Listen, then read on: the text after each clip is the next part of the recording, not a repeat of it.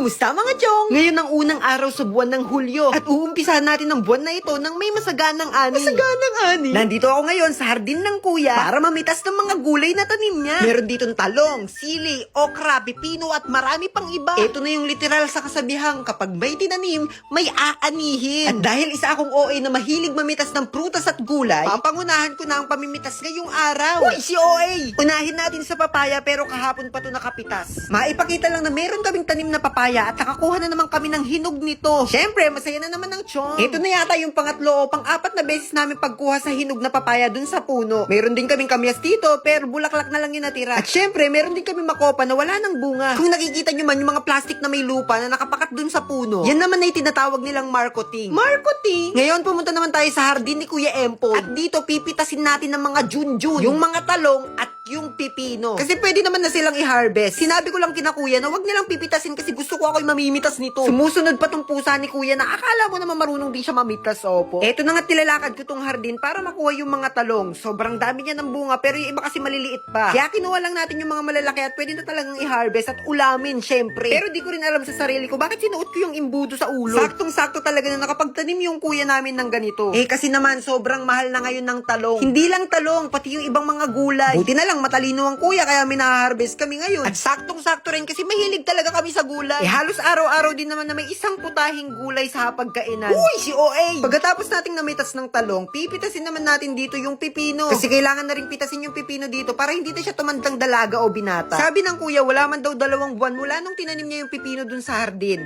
Pero eto na, umaani na kami. Pero isa pa lang. O di ba napaka-fresh ng itsura niya? Ito nga pala ang videographer ko ngayong araw. Ang aking kapatid na mahiyain pero hindi siya pwedeng tumanggi kapag sinabi ko pipicturan o bibidyoan ko siya. At ito naman si Kuya Empoy, ang may-ari ng hardin. Sobrang fresh ng mga naani natin ngayong araw. Sabi niya may nakalimutan pa daw akong anihin. Walang iba kundi yung apple na tanim niya. Syempre, utu-utu tayo kaya sumunod tayo kay Kuya Empoy at tignan kung ano yung apple na tanim niya at meron ngang bunga. May bungang apple! Uy, si OA! At hinarvest na nga ni Kuya yung mga apple. Grabe, di ako makapaniwala. May tanim pala kaming ganito. Sobrang galing talagang magtanim ni Kuya. Pwede na siya mag-asawa. At syempre, sobrang galing din magkabit ng apple sa puno para magmukhang may bunga talaga. Uy, si OA! Kung ako yung nauna sa pamimitas ng mga kung ano-anong nasa hardin, si Ina naman ang unang lalantak ng mga pinitas natin. Kaya naman tinimpla niya na yung pipino ng may suka, paminta, asin, at syempre, asukal. Dahil siya ang nagtimpla, siya ang unang titikim. At syempre, titikim din kami ni Kuya Empoy. At sobrang grabe talaga, napakasarap. Alam niyo yung malalasahan niyo yung pipino na may suka. Uy, si OA. Pero yun, promise, sobrang sarap niya. At sobrang fresh nung lasa niya. At para hindi masayang yung suka, nilagay naman namin yung apple. At alam niyo, grabe, sobrang sarap din kasi lasa siyang apple na may suka. Uy, OA ka talaga. O siya, hanggang dito na muna. Tuloy ang buhay. Bye-bye! Hala, may buntis malapit sa atin. Ala, si nanay. Paano mo nasabi, nay? Powers ba yun ng mga marites? Hindi. Ang sabi kasi, kapag may manok na tumitilaok ng tanghaling tapat, ibig sabihin daw nun, may buntis sa tabi-tabi. Sus, sabi-sabi lang naman yun ng mga matatanda eh. Sabagay, matanda ka na rin, nay. Eh, nay, paano kapag tao yung tumitilaok sa tanghaling tapat? Sino namang taong titilaok ng tanghaling tapat? Wala namang ganun. Abay, meron po, syempre. Ayan si ate, nasa pintuan. Ay, naku, Duday! Lumayas ka dyan sa pintuan! Bakit? Bawal tumayo ang buntis sa pintuan! Bakit bawal na naman? Ay, basta bawal! Mahihirapan daw mga anak. Teka, buntis mo si ate? Ay, ewan ko ba? Hindi ba buntis yan? Ang laki ng tiyan. Buntis agad? Di ba pwedeng nagsamji lang tapos nabusog? Kakapagod. Oo. Huwag mo pinapatong sa lamesa yung sapatos mo. Malas yan! Hala, bawal na naman yun. Nagiging sanhi kasi yun ng pag-aaway sa pamilya. Sus, nanay.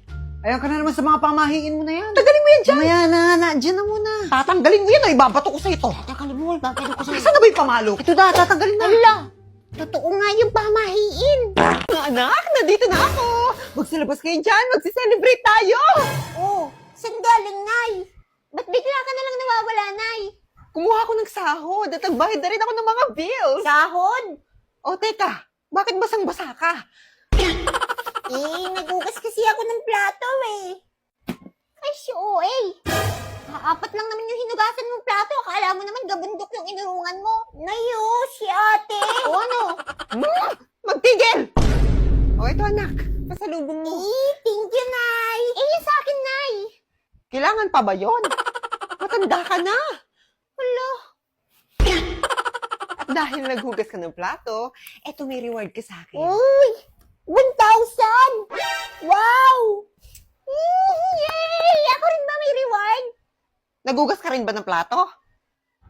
Teka, ba't ang dami-dami mo palang pera, Nay? Nakuha ko na nga kasi yung sahod ko sa pagla-live. Sumahod ka pala, Nay. Akala ko utang na naman eh. Uy, sahod na! Sahod! Saan yan? Ituro mo naman. Teka, paano kayo nakapasok? Saan ba kasi yan? Ituro mo naman. Yun na lang maalam mong sabihin. Ituro mo naman. Ituro mo na kasi. Isa ka pa. Ito na. Makinig. I-click nitong link na nasa bio ko. Tapos click nitong 3 dots. Tapos pindutin nitong open in browser. Tapos i-download nyo na yung app. Ganun.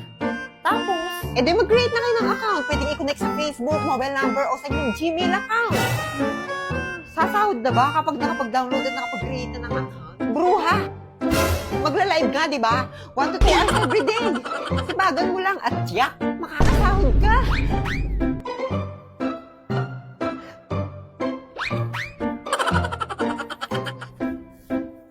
Sige, salamat ah. Hoy! Utangin muna namin. Mga bruha kayo? Okay lang. Malaki naman sinahod ko ngayon. Magla-live na ako ulit. Anong pinagsasabi niyo dyan? Gusto niyo ba hambalusin ko kayo ng walis? Wag!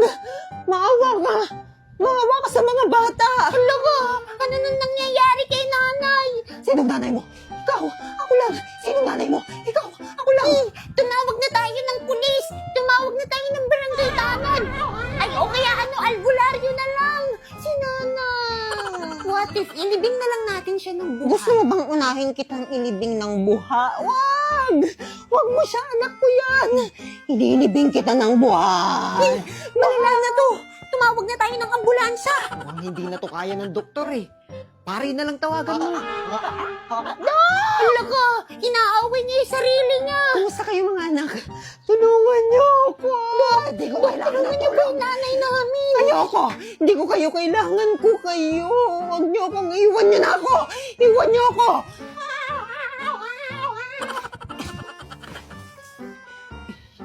Ba't mo binuhusan na tubig? Baka kasi nag-overheat lang si Nanay eh. Bakit basang-basa ako? Ay! Kayo! Puro kayo tambay! Puro kayo cellphone! Kung tinulungan niyo ako sa gawaing bahay, di kaswelo ko! Ay! Diba to? Dok, okay na po siya. O, di ba? Magaling na siya. Sabi ko sa inyo, nag-overheat lang yan eh. Walang yang ulan! Hindi na tumigil, bumabaha na dun kina Torre. Oo nga na eh, bumabahan na nga, nakikipagkismisan ka pa rin. Ang tagal-tagal mo dun na eh, akala ko nga nakidnap ka na eh. Ano ka ba? Hindi na ako makikidnap. Ang bata lang yun, kaya nga kidnap eh. Ganun ba yun? O di ano na lang, old nap o kaya chismosa na. Perfect! Galing!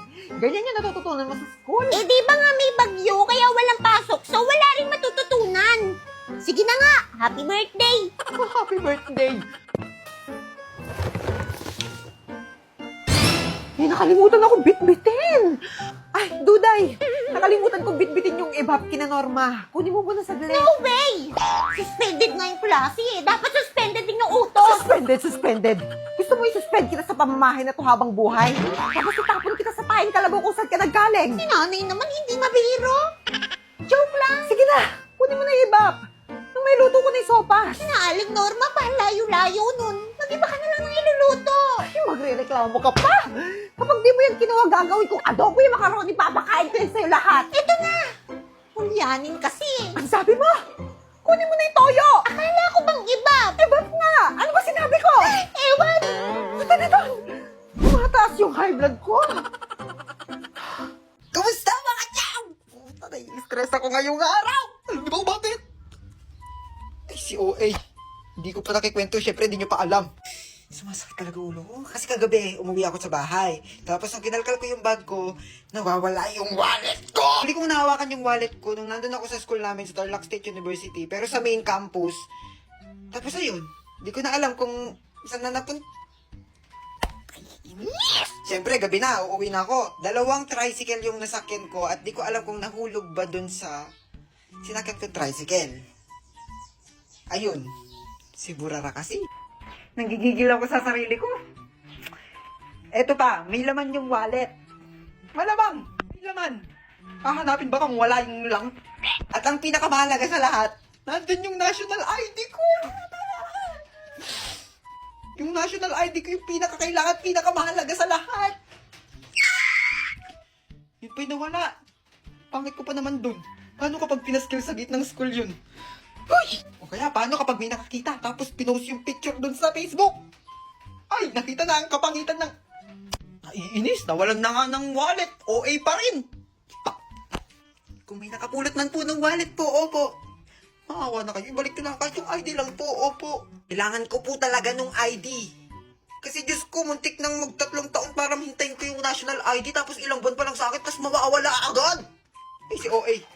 Ayan, kung nakita niyo po, i-message nyo na lang po ako dito. Ito po ang aking Facebook account. Naiinis. Sana mahanap po natin. Kasi naalala ko talaga yung ID ko eh. Pangit ko dun.